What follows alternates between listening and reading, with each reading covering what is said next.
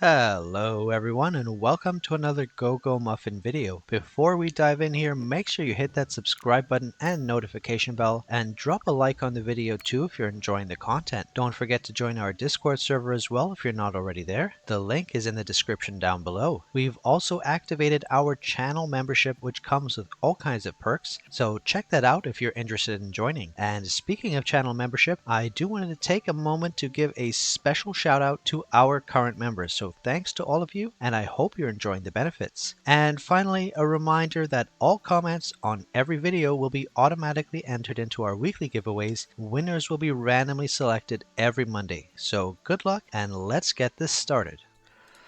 Alrighty, well, it is time for us to go over the class change 3 of the Sword Bearer, the Sword of Embers. And yes, if the name wasn't a dead giveaway, this class change is all about fire damage. Now, what is interesting about the Sword of Embers that does make it stand apart from other DPS, especially in class change 3, is that the damage output for the DPS build in this class change comes from quite a few different sources. We've seen a trend in a lot of class change 3 classes where the majority of damage comes from either one or two skills at most, but here we have a class where your damage is actually coming from 3 or 4 sources.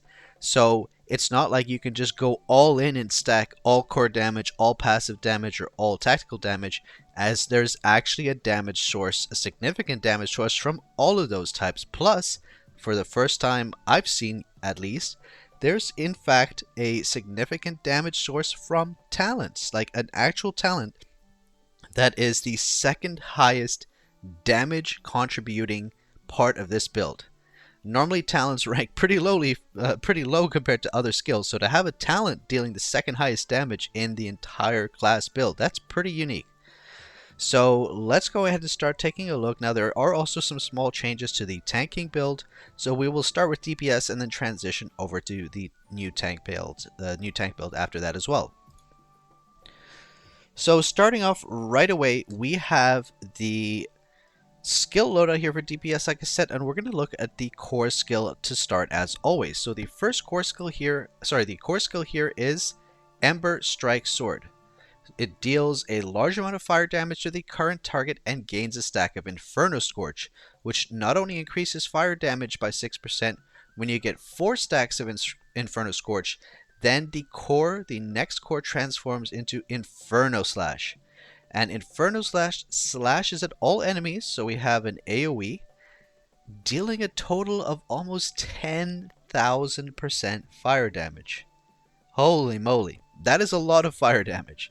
So this is how this core skill works. You are attacking with it, you're gaining these stacks of Inferno Scorch, and again, when you get 4 stacks, you trigger the Inferno Scorch Slash. And it should be no surprise that the core skill is the primary damage source of this build. I know I said there's multiple damage sources, but the biggest contributor of all of those sources is the core skill. It's probably around 50 to 60% of your overall damage, with the remaining 40% being divided by 2 or 3 other sources.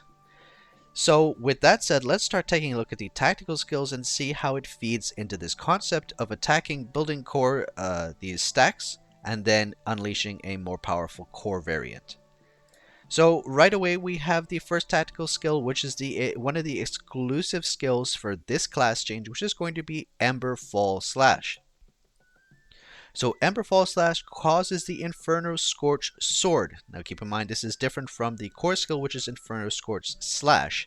This is the Inferno Scorch Sword, falls on all enemies, dealing a large amount of fire damage. Plus, within 8 seconds, whenever you cast the Ember Strike Sword, which is our core skill, so whenever you cast the core skill, give me a second here, whenever you cast the core skill, you get an additional stack of Inferno Scorch, plus it deals an extra 1000% damage. So what this means is instead of having to cast the core skill 4 times to get max stacks to use Inferno Scorch Slash, you only have to cast it twice, because you'll get 2 stacks per use of the core skill. Very, very nice damage increase here. Plus, you can see here when you use the Inferno Scorch Slash for the first time, the Inferno Scorch Sword falls again to deal 1 more hit. Plus, after 8 seconds, so after this 8-second duration, it deals 15% of the cumulative fire damage dealt as true damage. So overall, this is a very, very powerful skill and is going to be the third highest source of damage in this build. So number 1 is core skill, number 2 we'll get to, number 3 is this Emberfall Slash. So a very important core skill that is a big contributing factor to the damage output of this build. So moving on to the next tactical skill, we have Undying Will. Now, Undying Will, as you can see here, is simply upon casting increase all damage for 8 seconds, but also when you cast, for every 4% HP lost, you further increase all damage by 2.5% up to an additional 30%. So depending on how much HP you lose, you can actually get even more damage output, and there is synergy with this in the rest of this build, which we will get to. So just keep in mind this mechanic of HP lost equaling more damage, because you'll see as we get to some of the passive skills why that is so critical. And our final tactical skill here is going to be Endless Fury. Upon casting, you gain 55 energy per second for 12 seconds, which is the entire cooldown of this skill, so it's basically permanently active in combat. Plus, you get an additional 16% of skill damage for the entire duration. Now, this is very nice, obviously, because you want to get as many core attacks as possible in order to trigger these stacks of Inferno Scorch as fast as possible, so you can get your Inferno Scorch Slash triggered. So to this end, this is very important to getting more and more core attacks going out.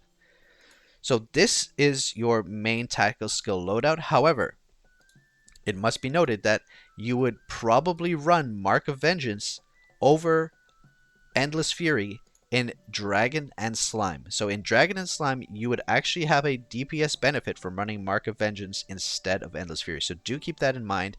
The math is there to support it, and the testing that in those two places, you will get more DPS running Mark of Vengeance over Endless Fury. But again, do your own testing. Try both builds out with either Endless Fury or Mark of Vengeance, and see which one actually ultimately works better for you, because maybe you have more stars on one or the other, or particular loadout, the particular stars you have across the rest of your skills results in one or the other doing more damage, but just keep that in mind.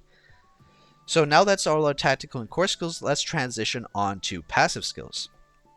So the first passive skill is Heart Flame, which is one of the other exclusive skills for this Sword of Embers class change. And this also happens to be the fourth highest source of damage. The fourth highest source of damage. So this is going to be the core skill number 1, your tactical skill number 3, number 2 we'll get to, and number 4 is Heart Flame. So this pretty much is all of your damage dealing skills altogether. So how does Heart Flame work? For every 3% HP consumed, gain 1 stack of Heart Flame.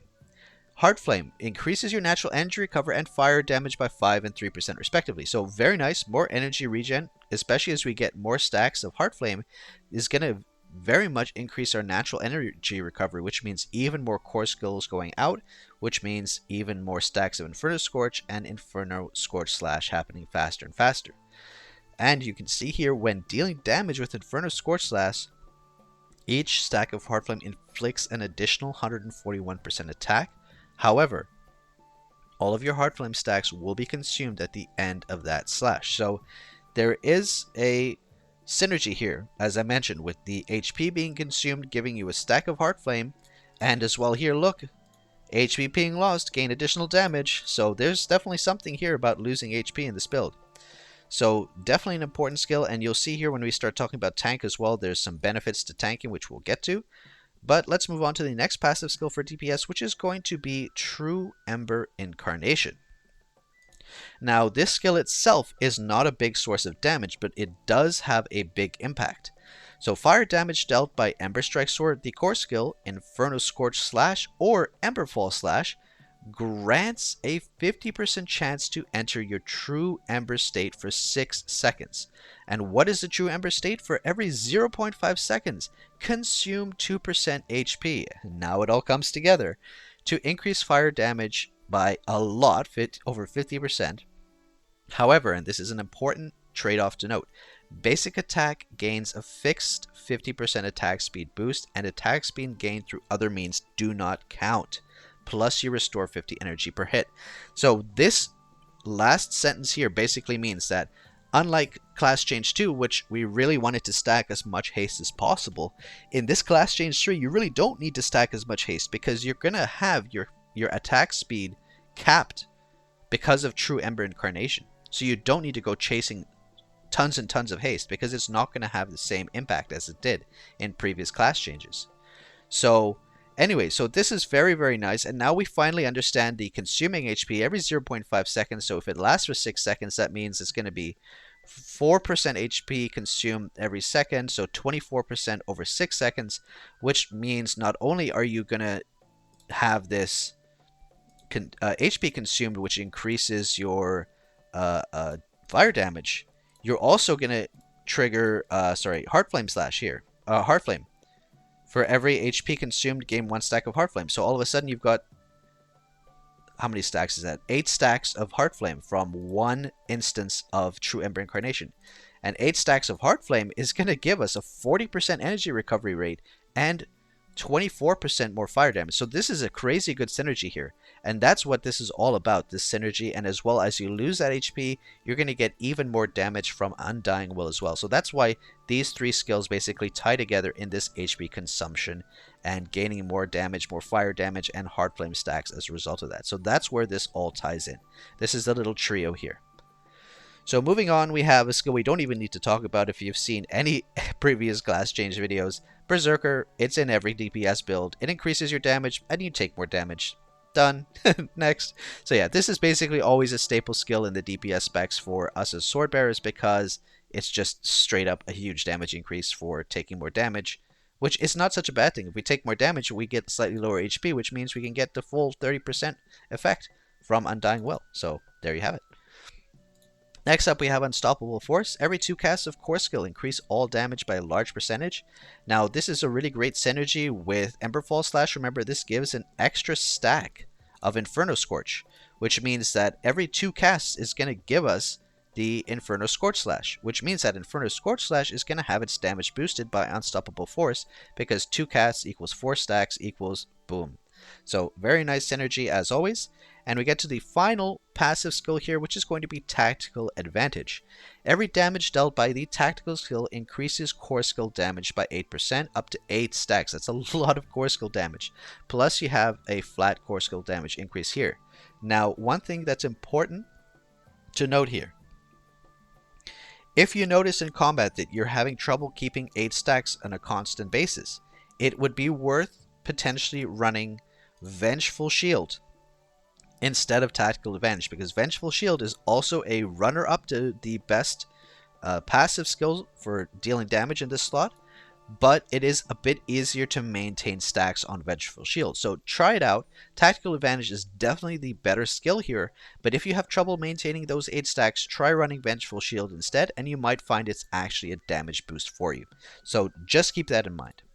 So that is all of the DPS skills, and now I'm going to quickly show the up-to-date tanking skills, and then we're going to transition over to talents and then to stats and the rest of the video. So let's go now and take a look at the tank loadout, which right away you'll notice the tactical skills are the same. So let's take a look quickly at the Ember Strike Sword. So the core skill does actually have a tank mechanic built into it. We understand how it works from a DPS perspective, but if we look at the promotion preview and look at the promotion details here, you'll see the first level 120 promotion bonus. When equipped with Fearless Vanguard or Stalwart Blood, which we are in tank, each cast of the core skill increases your block rate by 12% for 6 seconds up to 4 stacks. That is a lot of block rate, which means max stacks, if you can get your core skill happening within every 6 seconds, it's going to be a constant 48% block rate increase. So very, very nice block rate increase here, and definitely worth keeping in mind as we look at the rest of the skills. Now, tactical skills are going to be the same as all previous tank specs. You're going to be running Warcry with Banner of Courage and Stalwart Shield, and by now you should basically understand how these work. Warcry is a taunt, but also an AoE damage reduction, etc., etc. Stalwart Shield is your ultimate damage reduction to yourself whenever you get targeted with a big hit, and that's how you play a tank.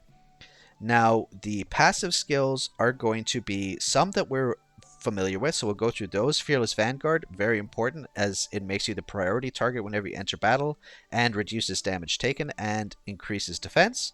Then we have Stalwart Blood, which you can see here. When your HP drops below 60%, you get over 100% increase in defense, which is a significant boost to your survivability when you lower HP. Then we're going to be running Perseverance for restoring your max HP whenever you deal damage once every 5 seconds. It's nice, just a little heal. Nothing that exciting, but it's better than the alternatives in this tank spec. And finally, you are going to be running the Heart Flame and True Ember Incarnation combination.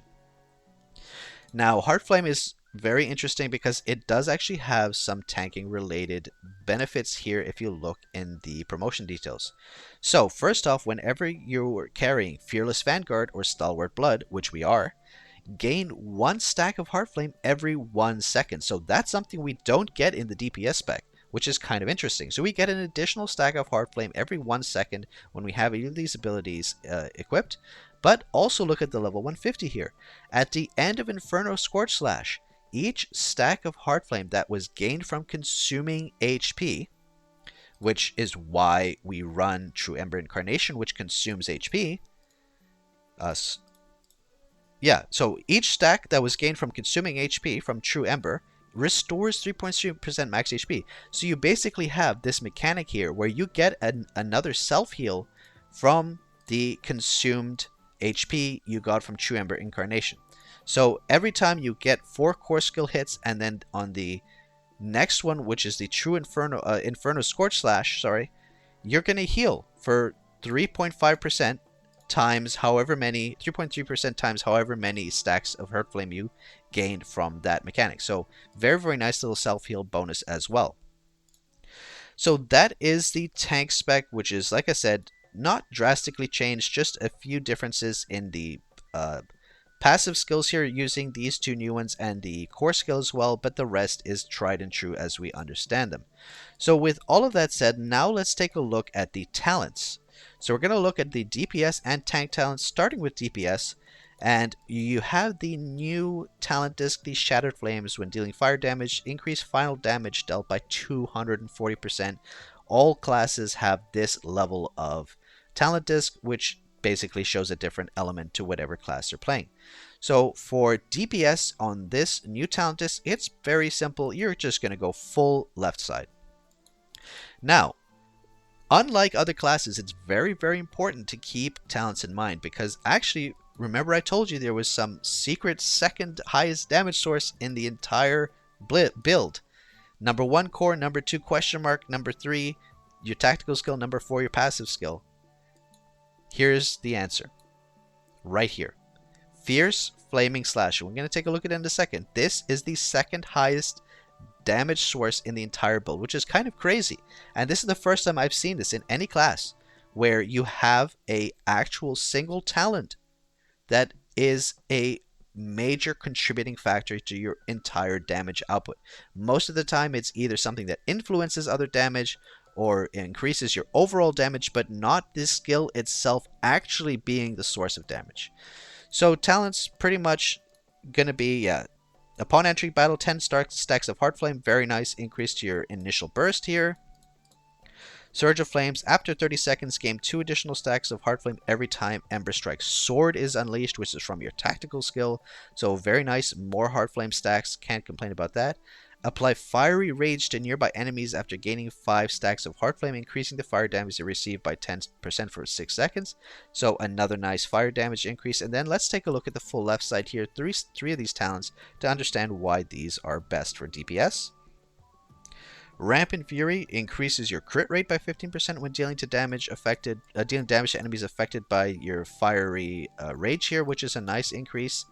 Then the bread and butter talent right here, Fierce Flaming Slash. Each slash of Inferno Scorch Slash deals 50% additional fire damage to the current target. So this additional damage is enough to have this rank as the second highest damage dealing part of this build, because this additional 50% damage basically puts this skill, this talent, as the second highest damage source in the entire build. So very, very nice increase in damage there. And finally, we have Inferno Scorch Slash. Ignores 40% defense and increases damage by 40% if you trigger determination. So huge, huge, huge increase in damage to the Inferno Scorch Slash, which in turn increases your Fierce Flaming Slash, which deals 50% additional damage based on that. So yeah, very, very nice talent build for DPS output. Now for the other two talent discs, you're going to be running Hastened Cooldown and Vigor Circle. Now, it's important to note that you're going to run Hasten Cooldown Vigor Circle up until certain skill thresholds. So you're going to run Vigor Circle until you have all skills 4-star purple, and then you're going to replace Hasten Cooldown when you have all skills 4-star gold. So you can then replace these two with pretty much your choice of Zealous Burden, which is I think the Lightning Reflex, which is Determination, Zealous Burden, which is crit rate, or if you're significantly funded enough, you could run as well Voice of Bloodlust for more crit damage. It basically depends on your preference. But as I said, once you get those skill thresholds, 4-star purple and 4-star gold, then you can replace these with either crit rate, determination, or crit damage, depending on your available stat pool. Now for tanking, you're going to be running the same Shattered Flame talent disc, and it said we're going full right side here. Now you can see here that it reduces the damage dealt by enemies affected by Fiery Rage by 10%, and restores 200 energy when taking damage from them, triggering once every 3 seconds. So this is rather than Rampant Fury, which is on the left side for DPS, increases crit rate when targets are affected by Fiery Rage. On the right side, you can see here, it reduces the damage they deal, which is a nice little survivability boost. And the next one here is an increase to fire damage when taking basic attack damage from the current target, up to 15 stacks. So definitely the right side here, you can tell, is more tanking oriented. And as far as the other two talent discs, pretty much you're going to run Unwavering Bulwark and Turning Point almost all the time. That's basically the quintessential tanking talent loadout right here. So that's the talents for both DPS and tank. And now finally, we're going to talk about stats. Well, not finally, we have Melammon and mounts to go over as well, but we're going to talk about stats. So for DPS, your stat priority is going to be obviously getting your accuracy to the percentage that you need in order to hit 100% actual accuracy on the highest bosses you're facing, which is most likely the dragon. And this will depend on, of course, do you have kitty coin, do you have additional mount stickers, etc. So there's many things that influence your overall accuracy, but you want to make sure your actual accuracy versus the dragon primarily is 100%. And then following that, your priorities are going to be crit and determination as balanced as you possibly can, ideally around 70% or more for both of these if you can pull it off. Then following that, remember, like we said, because of the fact that we have this fixed attack speed boost here from True Ember Incarnation, we're not going to have the same intense reliance on haste. As a result, you're going to want to get haste to a relatively normal level and mastery to a relatively normal level as well, balanced between these two stats. And of course, crit damage is extremely important. Now, crit damage is somewhat limited in the available places you can get this, but you're going to run that on your Melammon moves, attack slots, 3 crit damage moves, and that's going to be your primary source of crit damage. So that's pretty much your stats focus in DPS. When it comes to tanking, your priority is going to be 50 to 56% tenacity or thereabouts, followed up by, ideally, I would say aim to cap out your endurance, because endurance is just a very nice overall damage reduction. And then very importantly, in your DPS, your tank spec, you're going to want to get 52% block, as this is the required block that you need to have 100% block rate with this 48% block increase on Ember Strike Sword. So as long as you have 52% block rate, you will effectively have 100% block rate in combat. So that is the number you should be aiming for as tank. Now, following this, your priority is going to be then Def and HP in equal measures, finally followed by Evasion, which is the less important defensive stat. So that's basically how you're going to approach it from a tank perspective. Now, not much changes in Melammon. It's going to be the same. It's going to be DPS, you're going to run Blade Hound, and for tanking, you're going to, or sorry, Demon Hound for DPS and Blade Hound for tanking. Now, it is important to note that you can, like I said before, run your Blade Hound in your support slot and your Blade Hound, sorry, your Demon Hound in your main when you're DPSing with your Blade Hound in the support slot, and then you just have to swap their positions in changing spec, which is much easier than having to fully reset and unequip and change them the Melammon by not having Blade Hound on the equipped Melammon here. So that's a little tip for efficient swapping back and forth between tank and DPS. Now, as far as the special skills, it's going to be the same as previous class changes. You're going to run your your turn plus Echo, and then the third slot, you're pretty much going to run Invisible Friend for a lot of content, especially Dragon. And alternatively, you might benefit from running some stacking pets like Thunder. It seems that the Smarty Book of Answers doesn't scale as well in Class Change 3, and Thunder is definitely better.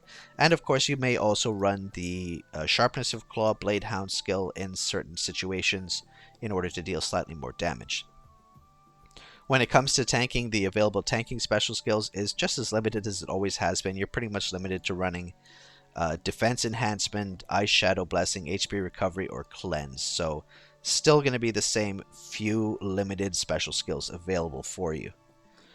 Now, mount-wise, you're going to be running Walking Sparrow as your main mount, as this is the only Gen 2 mount that has an additional tanking element to its skill. And you can see here, not only does it increase your character damage, every 6 seconds you gain a shield equal to 8% of your max HP, which is very nice additional survivability increase in combat. And while yes, the Husky is better for DPS, it doesn't make sense, as in my opinion at least, it doesn't make sense if you're playing a Swordbearer and you're going to be both tanking and dealing damage. Why would you completely ignore your tanking and chase just the highest damage by prioritizing Husky? To me, it's illogical. It's impossible unless you're the ultimate whale to fully jack up both Husky and Walking Sparrow, and even I wouldn't do that personally. So I would always choose the mount that not only increases damage but also increases your tanking capabilities, even if the alternative, i.e. Husky, would give you, yes, slightly more damage increase. I just don't think it's worth making that compromise. I don't think it's worth sacrificing your tanking to get slightly more DPS. That's what I meant to say. The compromise is worth it. So anyway, that's the entire Sword of Embers class. I hope you found this helpful. I hope you're enjoying your Class Change 3 experience as a tank, as a sword bearer. And there you have it. If you have any more questions, feel free to leave in the comments down below. Thank you so much for watching, as always, and I will see you in the next video. Bye now.